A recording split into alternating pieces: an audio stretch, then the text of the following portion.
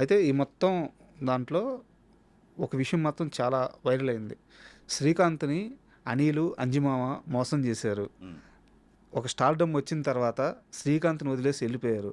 అసలు వాళ్ళకి లైఫ్ ఇచ్చిందే శ్రీకాంత్ గదా! హ్మ్. శ్రీకాంత్‌తో ఉండాలి గదా! ఈ కామెంట్ అయితే మీరు చూసుంటారు. హ్మ్. హ్మ్. హ్మ్. సో, వీటికి ఏం సమాధానం చెప్తారు?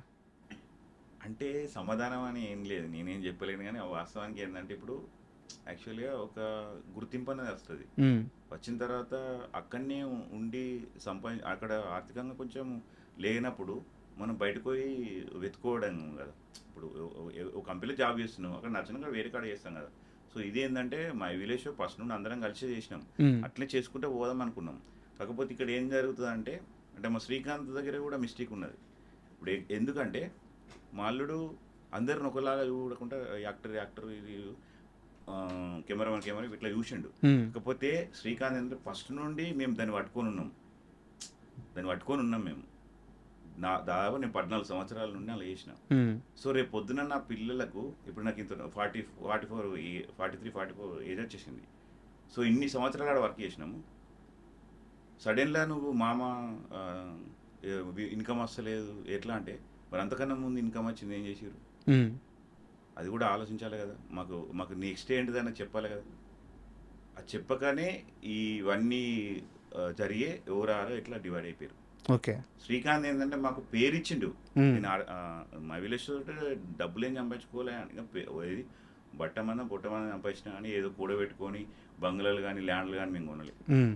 కాకపోతే ఏంటంటే అప్పుడు అట్లనే పట్టుకొని మమ్మల్ని అట్లనే ఉంచుకుంటుంటే వేరే ఉంటుండే.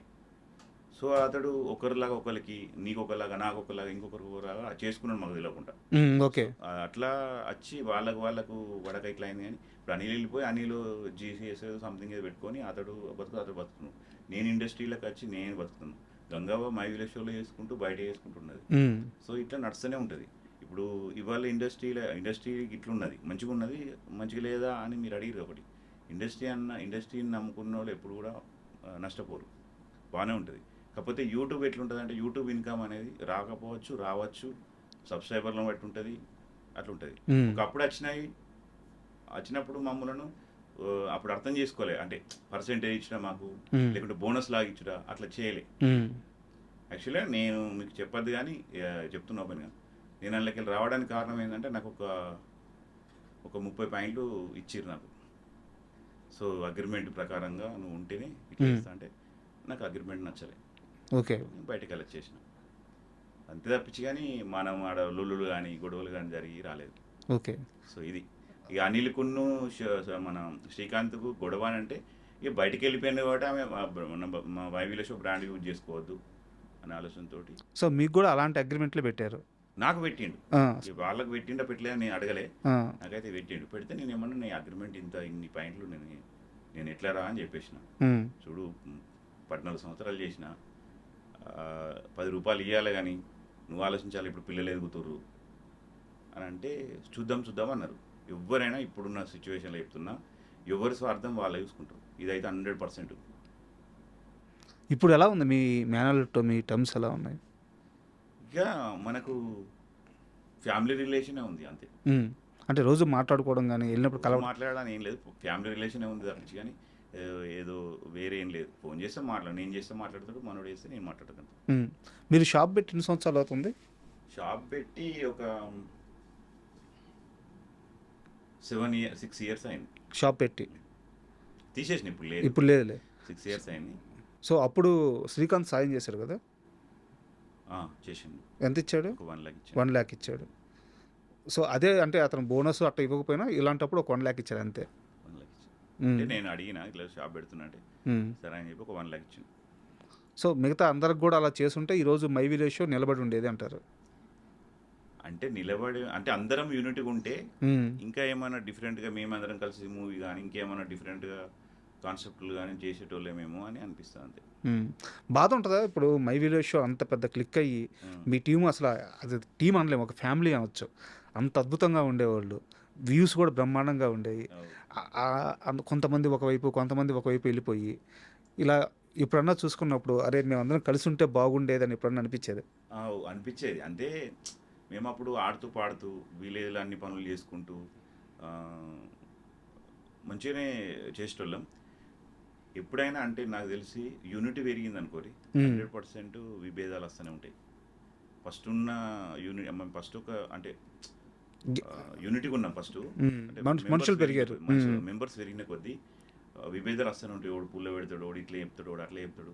అది ఎక్కడ కాదు, ఏ దానిలో కూడా ఉంది. ఇండస్ట్రీలో అయినా ఉన్నది, యూట్యూబ్లలో అయినా ఉన్నది, అన్నదమ్ములలో అయినా ఉన్నది, ప్రతి ఒక్క ఫ్యామిలీలో కూడా ఉన్నది, ఊర్లలో కూడా ఉన్నది. ఇది కామనే. మీ అబ్జర్వేషన్ చెప్పండి. ఇప్పుడు మీరందరూ ఒక టీమ్గా ఉన్నారు. శ్రీకాంత్ డైరెక్షన్ చేసుకుంటూ కాన్సెప్ట్లు చేసుకుంటూ మిమ్మల్ని అందరిని నడిపించారు, మీకు పేరు వచ్చింది. బట్ మీరు ఇందాక మాట్లాడుతూ మేమేం పెద్ద సంపాదించుకోలేదు, పొట్టకి బట్టకి నడిచిపోయింది అని చెప్పేసి చెప్పారు మీరు. అవు. శ్రీకాంత్ ఏం సంపాదించుకున్నాడు ఈ మొత్తం ప్రయాణంలో? అంటే శ్రీకాంత్ కొంచెం ల్యాండ్ కొనుక్కున్నాడు. ఉమ్, సో ఇక అతను సెటిల్ అయ్యండి. ఉమ్. శ్రీకాంత్ మిమ్మల్ని పెట్టుకొని అతను ఎక్కువ లాభపడి మీకు తక్కువ లాభపడ్డారనే ఒక అభిప్రాయం అయితే ఉందా టీంలో? ఉన్నది 100% ఉంటుంది. ఎవరికైనా ఇప్పుడు ఒక క్రియేటర్ అనే వాళ్ళు ఏంటంటే అతడు ఏం ఆలోచించుకుంటాడో మనకు తెలియదు, కానీ ఇప్పుడు మమ్మల్ని అయితే పరిచయం చేయించింది శ్రీకాంతే. ఉమ్, సో ఒకటే ఆలోచించాలి, మెయిన్ లేని శ్రీకాంత్ లేడు, శ్రీకాంత్ లేని మెయిన్ లేము. ఉమ్, గంగవ్వ కానీ, నేను కానీ, అనిల్ కానీ, చందు కానీ, ఎవరైనా కానీ లేము. కాకపోతే ఏంటంటే లేము కానీ ఇప్పుడు ఒకరికి ఒకలాగా చూడొద్దు కదా, అందరికి ఒకలాగానే చూడాలి. నేను అంటే ఎప్పుడైనా ఉంటుంది, ఎక్కడైనా ఉంటుంది. నాకు ఏంటంటే ఇప్పుడు ఎడిటర్కి ఎడిటరే, డిఓపి, యాక్టర్కి యాక్టరే, ఇక వర్క్ చేసేటోళ్ళే వర్క్, ఇట్లుంటుంది కదా.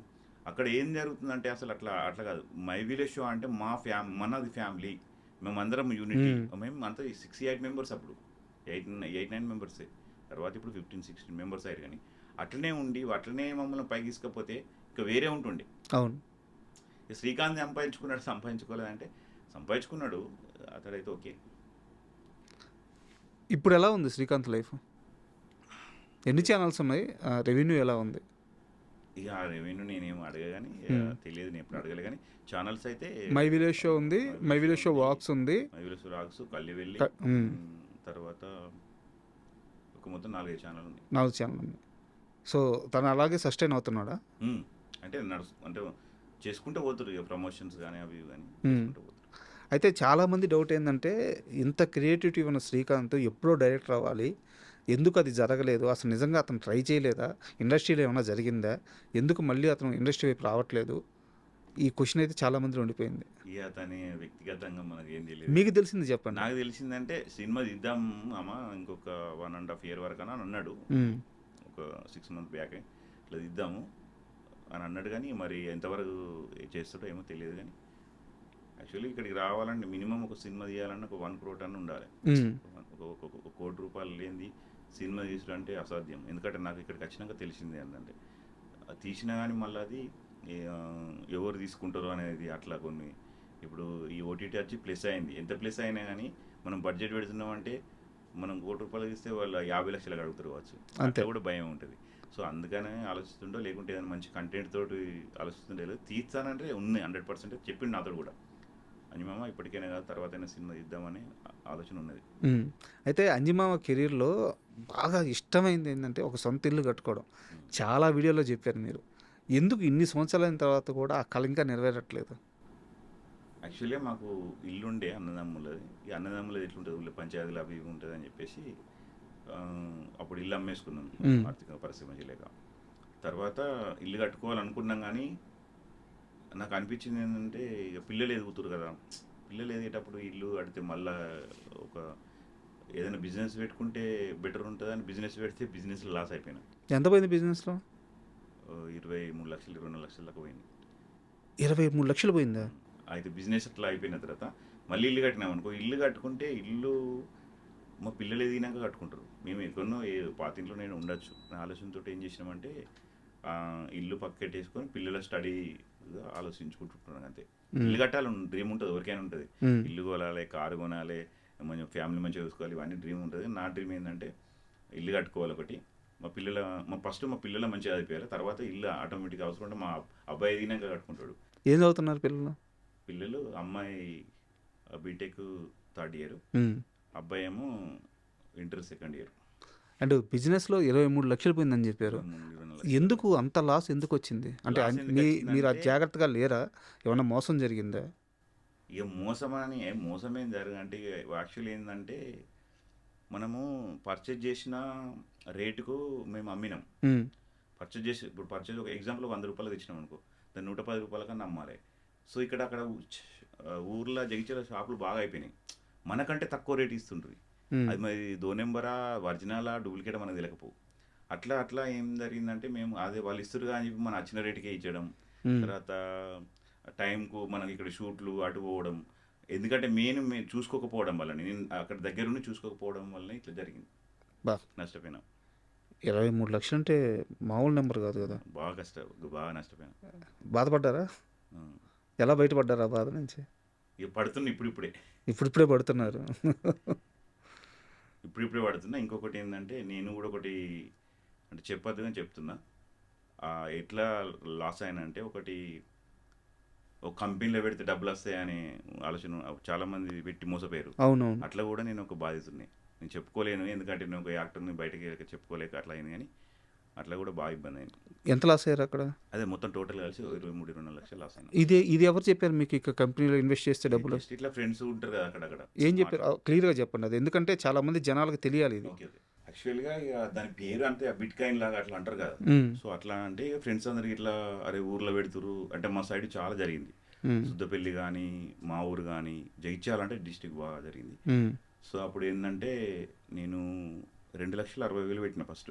ఉమ్, అప్పుడు ఏది లిక్విడ్ వేయాలి, ఇది ఏదో ఫోన్పేను భీమ్పే వేసి ఉండదు.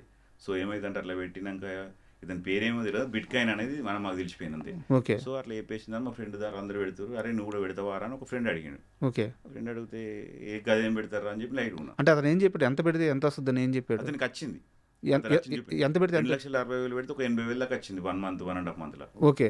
వచ్చేసిన తర్వాత ఏదో బాగుందని చెప్పేసి నేను కూడా పెట్టడం స్టార్ట్ చేసిన. ఉమ్, స్టార్ట్ చేసిన తర్వాత అట్లా 2,50,000-60,000 పెట్టినాక నాకు 80,000, ఉమ్, తర్వాత 4 లక్షలు చిల్లర పెట్టినాక మళ్ళీ కొన్ని. ఉమ్, యాక్చువల్లీ మా ఫ్రెండ్స్ వాళ్ళు చెప్తుంటారు, అది పెట్టద్దురా అంటుంటే వాళ్ళు నాకు తెలియకుండా వాళ్ళకి తెలియకుండా నేను పెట్టినా.